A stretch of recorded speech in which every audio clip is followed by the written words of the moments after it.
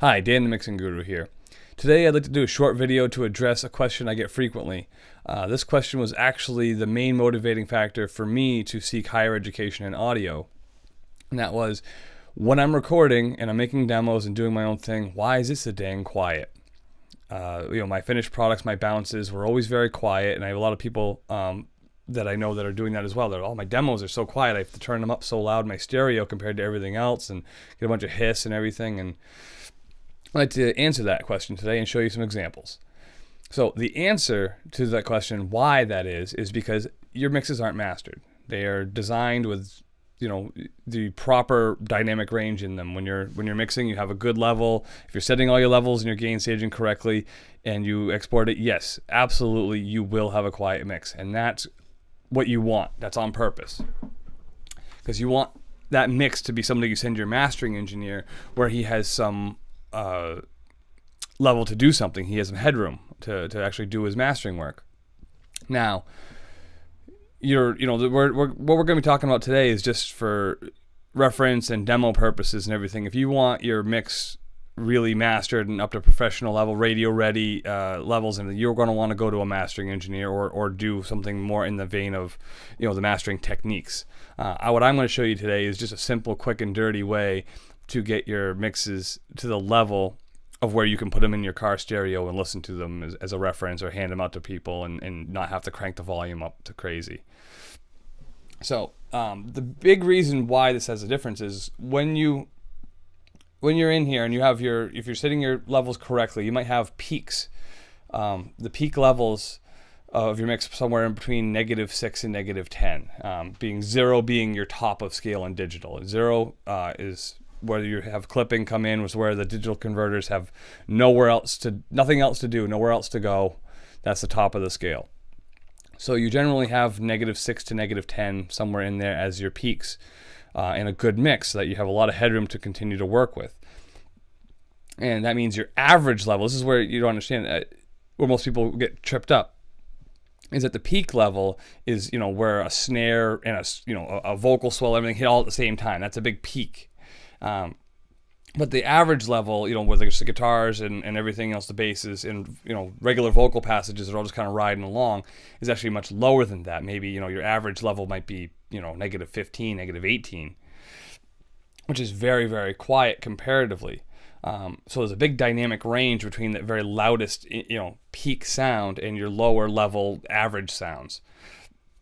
And if you try to turn your track up, you're just like, I'm just going to push the faders up to make it louder before I export it, and you're going to start to hear some distortion, and you're going to wonder why. And the reason for that is that those high peaks that you had before that were at -6 are now over 0. They're overloading, they're clipping, and that's creating that distortion. The conversion can't handle it, has nothing to do with it. It doesn't know what to do, and it just comes out as a clip. And that's just an oversimplification, of course, but that's a very in-depth topic. So what you want to do is you want to reduce that dynamic range and not let it clip. So this is where limiters come in. Brickwall limiters, to be specific. And I know there's a lot of people that hate them, and there's a whole loudness wars and everything, and that, again, is another topic that I don't wish to get into today. But it is something that's necessary in our world of digital that we're dealing with, to at least some degree. So what we have to do is we have to limit the signal so it does not go over that digital 0. And so it does not clip. And in the process, if we pushed our signal up into that ceiling of the limiter, those really high level peaks will be compressed and limited and brought down, while all the things that were lower in volume now are brought up in volume to get closer to those peak levels. And so you're reducing your dynamic range, which sounds like a bad thing, and to somewhat a degree it is, but to some degree it's also kind of good. It kind of gels things together a bit. So before I do any examples here, I want to make clear, please listen to this video at a conservative volume level. I am going to go through a lot of different unmastered, mastered versions of things, and so it may jump around quite a bit in volume, so please be aware of that. All right. Right here, I'm going to show you the pre-master, just the mix. This is if you were just mixing in your DAW of choice and you were going to have a mix ready for mastering, whatever, or you want to export, this is roughly what it should sound like.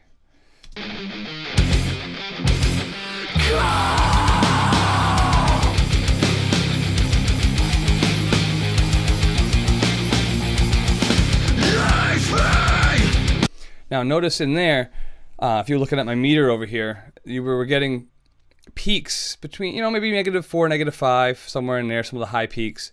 And our average level was only down here at like -14 or so. Okay, and our integrated loudness here that the Insight gives us is -16. So that's fairly low. Now, all I have to do is pull up this little plugin here, and I wouldn't use this for a mix. I don't really care for the way this sounds. You do even get some distortion artifacts in this as well, but I'm showing it because it comes in Pro Tools. It's what's built in. It comes with Pro Tools. You can use this today. And a little later on, I'm going to show you Logic's version of this as well.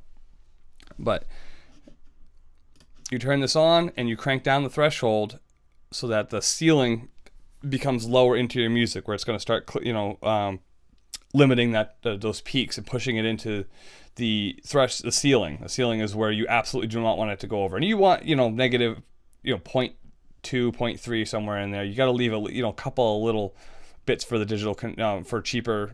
Analog to digital, digital to analog converters. So you have to leave a little space for them. And what it's going to do is it's going to bring this lever here on most of these here, the threshold meter, will simultaneously lower the threshold into your music to create more compression, more limiting, as well as bring up the gain level to compensate for that.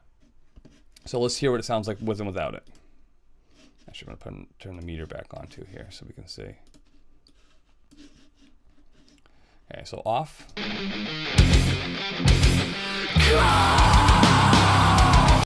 And then back, and then on.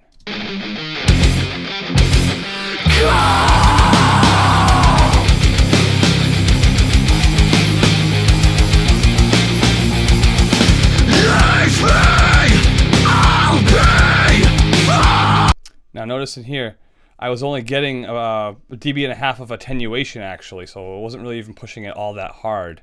But my integrated loudness came all the way up to negative 9.7. And you can see I wasn't paying attention over here. Hold on, let's look at that again.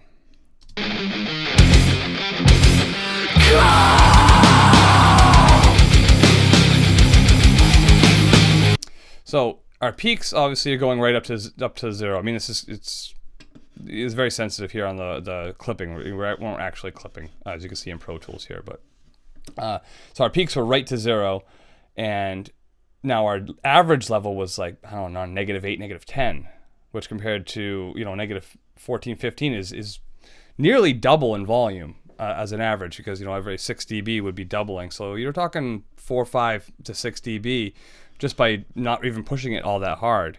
And typically I'll push sometimes until I get 3 to 6 decibels of attenuation over here. Generally more like 3 for demoing purposes and whatever, but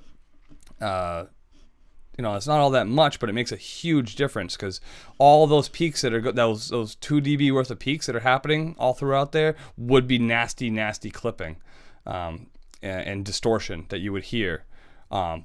But you don't hear that now, and the lower level stuff is brought up. So let's hear that again.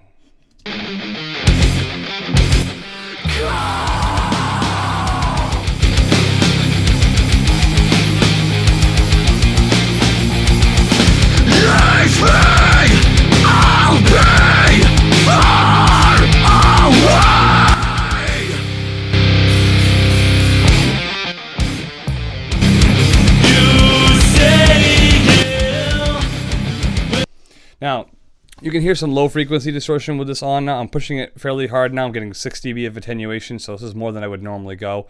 If you're using something a little nicer, like a Waves L3 or something, you wouldn't notice that low frequency distortion as much. You could push it about that hard and get away with it. This is a little bit less of a limiter.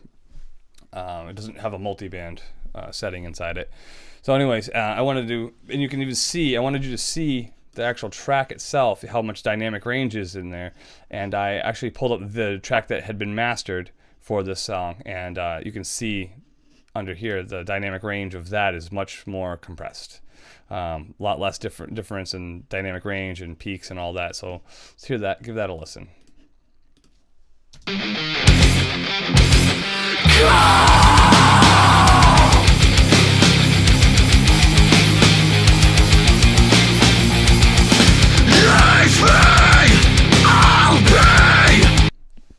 So that's even quite a bit louder than even my version, but it's also a lot smoother. There's a lot of other things that were going on in a mastered version. That was different levels of compression, equalization to smooth out the frequency response, all that sort of thing that makes mastering its own little art.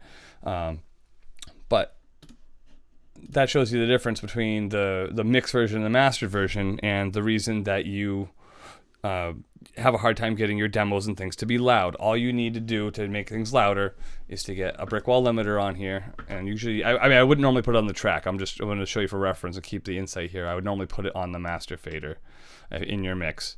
And again, very, very clear to make sure this is for demo and reference purposes. I would not recommend this for a release.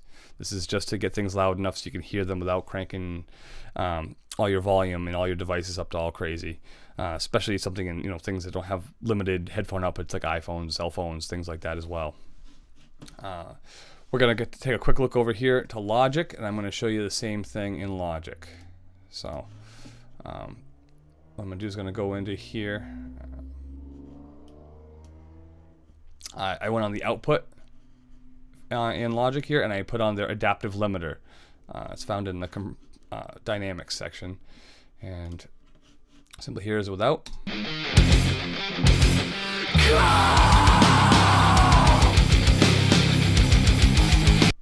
The same thing, I set my output ceiling and I just crank the gain. On this one it's gain instead of a threshold.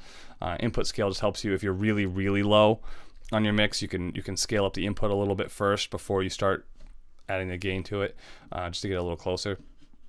But here it is with it.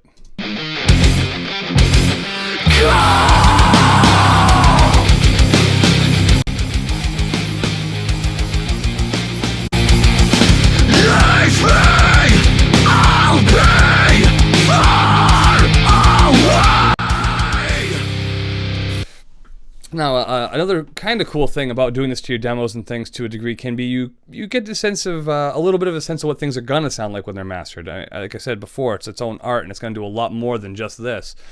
But you get to see what happens to the guitars and everything when they come up more in volume, a little bit more leveled out with the vocals and the drums and things, and you get to hear that fullness that a little bit of limiting does create. And like I said, that is a good thing to a degree. So doing this to your demos does give you a bit more sense of what things will sound like in mastering as well. So hope you enjoyed this video. Hope it gave you some insight. If you have any questions, please feel free to let me know. Comment on the video and I will answer. Thank you.